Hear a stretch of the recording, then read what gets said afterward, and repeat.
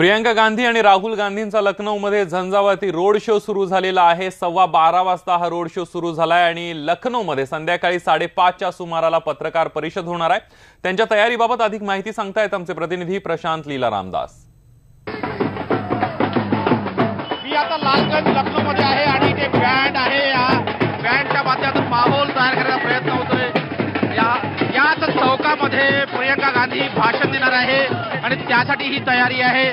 समोर जर बघितलं आपण इथे सुस्वागतमचा बोर्ड लागलेला आहे आणि इकडूनच्या पद्धतीने हे सगळे कार्यकर्ते आहेत काँग्रेसच्या हातामध्ये झेंडे घेऊन प्रियंका गांधीच्या स्वागताची तयारी करत आहे, माहोल तयार करत आहे। साधारणतः आता प्रियंका गांधीचा रोड शो सुरू झाल्यानंतर जवळपास 1 ते 1.5 तास लोटला आहे आणि त्या ट्रान्सपोर्ट नगर भागात पोहोचलेला आहे आणि हा माहोल आहे, ढोल आहे, नगाडे आहे, बँड आहे। जसं लग्न होत असतं, लग्नामध्ये आनंद उत्सव असतो तसा आनंद उत्सवाचा झरा वाहत आहे। एक प्रकारे हा जो बँड आहे, या बँड लखनौ मधील हा प्रसिद्ध बँड आणि या बँडच्या माध्यमातून हातामध्ये नेते झेंडे घेऊन आहे आणि झेंडे असे उंचावून महिला कार्यकर्ते आहे सगळे आहे आणि ज्या पद्धतीने हे सगळे आंदोलनासाठी एक नवजीवन नवचैतन्य निर्माण व्हावं यासाठीच हे सर्व कार्यकर्ते एकवटले आणि एक प्रकारे आनंदाचा उत्साह वाहत आहे, नवचैतन्याचा झरा वाहत आहे। काँग्रेस पुन्हा एकदा पुनर्जीवित झाले असं एक उत्तम उदाहरण आपल्याला पाहायला मिळतंय। लखनौवरून व्हिडिओ जर्नलिस्ट निजामसह प्रशांत रामदास, न्यूज 18 लोकमत। आपण बघितलं काँग्रेसच्या संपूर्ण कार्यकर्त्यांमध्ये एक नवचैतन्य आलेलं पाहायला मिळालं। राहुल गांधी आणि प्रियंका गांधी यांच्या रोड शो नंतर काँग्रेसमध्ये उत्साहाचं वातावरण पाहायला मिळतंय। ही लखनौ मधली थेट दृश्य आहेत। राहुल गांधी आणि प्रियंका गांधी यांच्या रॅलीची, यांच्या रोड शोची ही दृश्य आहेत। मोठा प्रतिसाद जो आहे तो या रोड शोला मिळताना दिसतोय। एक प्रियंका गांधी यांच्या राजकारणातल्या सक्रिय होण्यानंतर काँग्रेसला देशभरामध्ये प्रियंका गांधी यांचा चेहरा वापरण्याची संधी मिळणार आणि या सगळ्याबरोबरच देशामध्ये एक जादू त्यांच्या चेहऱ्याची, इंदिरा गांधींच्या चेहऱ्याची साम्य असल्यामुळे एक जादू त्यांची चालवण्याचा प्रयत्न जो आहे तो काँग्रेसकडून केला जाणार आहे। संपूर्ण देशभरामध्ये प्रचारासाठी प्रियंका गांधी फिरणार आहेत, पण त्यांच्यावर जी जबाबदारी आहे ते उत्तर प्रदेश मधली जबाबदारी सोपवण्यात आली आहे। ज्योतिरादित्य सिंधिया आणि प्रियंका गांधी यांच्यावर उत्तर प्रदेशची जबाबदारी सोपवण्यात आलेली आहे, कारण उत्तर प्रदेश हे राज्य असं आहे ज्याच्यामधून सर्वाधिक खासदार लोकसभेमध्ये निवडून जातात। तब्बल 80 खासदार जे आहेत ते लोकसभेवर जात असतात आणि लोकसभेमध्ये किंवा केंद्रातल्या सत्तेमध्ये बसण्याचा राजमार्ग जो आहे तो उत्तर प्रदेशामधून जात असतो आणि त्यामुळे सगळेच पक्ष असतील, मग काँग्रेस असेल, त्यात भाजप असेल, सपा असेल, बसपा असेल, सगळे जे पक्ष आहेत ते उत्तर प्रदेशवर लक्ष केंद्रित करत असतात। सपा आणि बसपानं युती सुद्धा केलेली आणि कुठेतरी काँग्रेसला डावललेला आपल्याला पाहायला मिळतं। याच्या अगोदर उत्तर प्रदेशच्या ज्या निवडणुका झालेल्या होत्या विधानसभेच्या, त्यामध्ये अखिलेश यादव आणि राहुल गांधी यांची कुठेतरी आघाडी झालेली पाहायला मिळाली होती आणि त्यांचा मात्र पराभव सुद्धा झालेला होता आणि याच अनुषंगानं कुठेतरी राहुल गांधी आणि त्यांच्या काँग्रेसला सपा आणि बसपानं बाजूला ठेवण्याचा प्रयत्न केलेला आहे आणि त्याचमुळे कुठेतरी आपली ताकद दाखवून देण्यासाठी शक्ती प्रदर्शन जे आहे ते काँग्रेसकडून या रोड शोच्या माध्यमातून करण्याचा आणि दबाव जो आहे सपा बसपावर ठेवण्याचा प्रयत्न जो आहे तो केला जातोय। कुठेतरी पोटनिवडणुकांमध्ये आपण बघितलं की लोकसभेच्या पोटनिवडणुकांमध्ये सपा आणि बसपा एकत्र आल्यानंतर त्यांना चांगला असा प्रतिसाद मिळाला होता।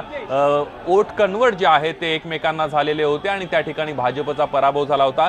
तीच टेंडन्सी आहे, तीच रणनीती जी आहे ती वापरण्याचा प्रयत्न आता सपा बसपा पुढच्या लोकसभेमध्ये करणार आहेत। मात्र हे करत असताना भाजपचा जो विरोधक आहे, राष्ट्रीय पक्ष जो आपण काँग्रेस आहे, त्याला मात्र कुठेतरी वगळला आहे किंवा बाजूला डावलण्याचा प्रयत्न जो आहे सपा बसपानं केलेला आहे आणि या सगळ्यामध्ये कुठेतरी आपली उत्तर प्रदेशमध्ये ताकद किती आहे हे दाखवण्याचा प्रयत्न जो आहे तो काँग्रेसकडून केला जातो। एका तगड्या रोड शोचं आयोजन जे आहे ते केलं जात आहे आणि प्रियंका गांधी यांच्या सक्रिय राजकारणातल्या एंट्री नंतर कुठेतरी या सगळ्यामध्ये पहिला त्यांचा रोड शो होतोय लखनौमध्ये आणि त्या लखनौ मधल्या या रोड शोला प्रचंड अशा प्रकारचा प्रतिसाद जो आहे तो मिळताना दिसतो। एक शक्ती प्रदर्शन जे आहे ते काँग्रेसकडून होताना दिसतंय। या सगळ्या रोड शोची अपडेट आपण जाणून घेणार आहोत। तुर्तास एक छोटासा ब्रेक घेऊन पुन्हा परतूया। पहा फक्त न्यूज 18 लोकमत। ही थेट दृश्य बघतोय आपण लखनौ मधली ही दृश्य आहेत। प्रियंका गांधी आणि राहुल गांधी यांचा रोड शो आहे तो आयोजित करण्यात आलेला आहे। जवळपास 12:15 वाजता हा रोड शोला सुरुवात झालेली आहे आणि 5 वाजता हा रोड शो संपेल। जवळपास 15 किलोमीटरचं अंतर आहे लखनौ विमानतळापासून ते काँग्रेसच्या कार्यालयापर्यंत। एक मोठा प्रतिसाद जो आहे तो या रोड शोला मिळताना दिसतोय। काँग्रेसच्या सगळ्या तरुण कार्यकर्त्यांपासून जुन्या कार्यकर्त्यांपर्यंत सगळ्यांमध्ये एक नवचैतन्य जे आहे ते पाहायला मिळते, कारण प्रियंका गांधी या सक्रिय राजकारणामध्ये आलेल्या आहेत। आपण बघितलं तर उत्तर प्रदेशमध्ये थोडंसं लक्ष केंद्रित केलेलं दिसतंय या सगळ्याच पक्षांनी, मग भाजप असेल, कारण भाजपला 2014 मध्ये सत्तेत आणण्यामध्ये मोठा वाटा जो आहे तो उत्तर प्रदेशचा होता, कारण अमित शाह असतील किंवा नरेंद्र मोदी असतील यांच्या झंझावाती प्रचार सभा आणि त्यांनी आखलेल्या रणनीती, मोठ्या प्रमाणावर कार्यकर्त्यांची फळी या जोरावर तब्बल 72 जागा ज्या आहेत त्या लखनौ मधून भाजपचे खासदार जे आहेत ते लोकसभेवर गेलेले होते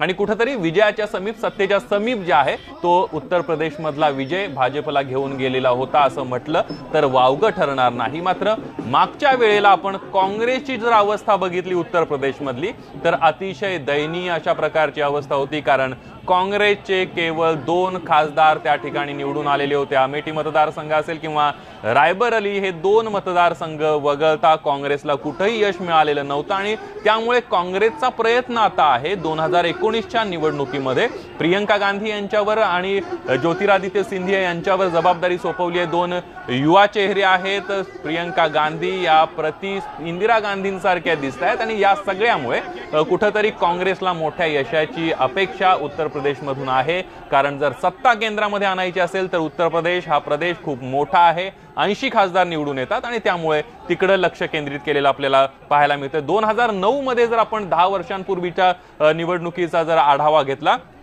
तर कुठेतरी 21 खासदार जे आहेत ते उत्तर प्रदेशमध्ये काँग्रेसचे होते म्हणजे, आणि त्यामुळे कुठेतरी काँग्रेसला मोठ्या यशाची अपेक्षा आहे। 5 वाजता आता पत्रकार परिषद घेणार आहेत प्रियंका गांधी, त्या नेमकं काय बोलतायत आणि असाच प्रतिसाद जो आहे तो या रोड शोला मिळत राहिला। या सगळ्या अपडेट आम्ही तुमच्यापर्यंत पोहोचवत राहणार आहोत। तुर्तास बुलेटिनमध्ये इथंच थांबूया। ताज्या बातम्यांसाठी पहा फक्त न्यूज 18 लोकमत।